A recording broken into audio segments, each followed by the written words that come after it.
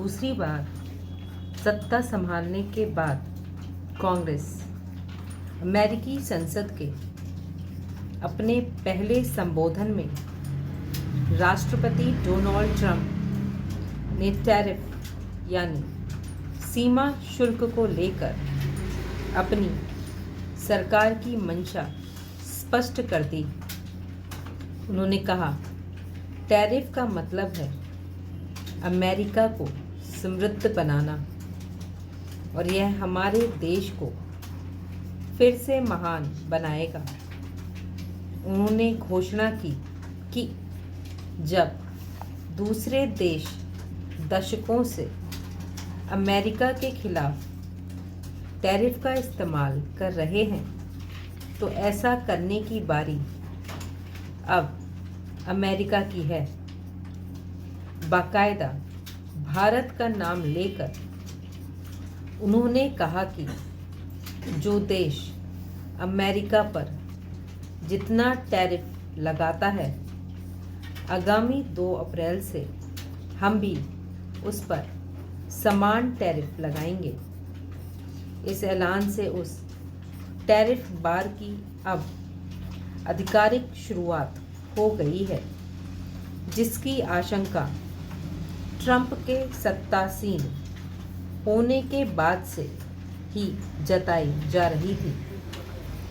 America स्थित चीनी दूतावास ने तो ऐलान भी कर दिया है कि यदि अमेरिका ऐसी जंग चाहता है तो चीन अंत तक उससे लड़ने के लिए तैयार है।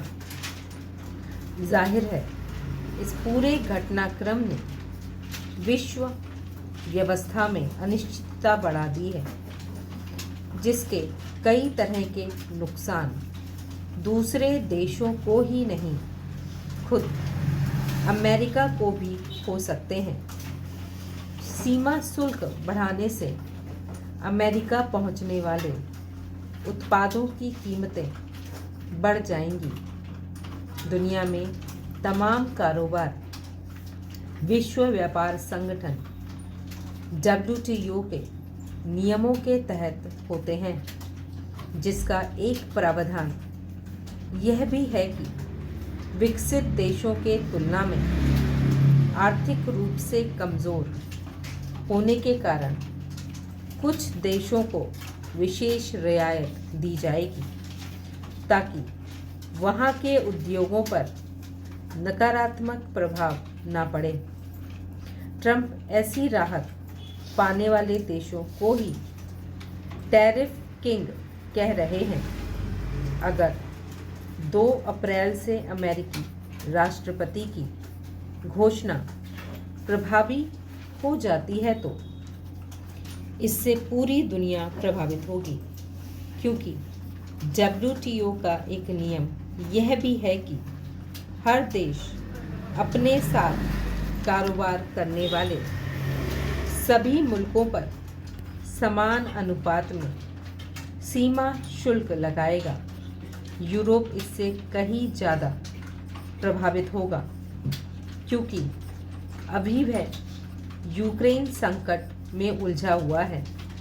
इस 2 तरफा मुश्किल के कारण वहाँ उथल पुथल बढ़ जाएगी। इन सब से अमेरिका में लोगों की खरीदारी की क्षमता प्रभावित होगी, जिससे मांग में कमी आ सकती है। इसका असर उत्पादन पर पड़ेगा और अंततः महंगाई बढ़ जाएगी। कुछ यही स्थिति अन्य देशों में पैदा होगी।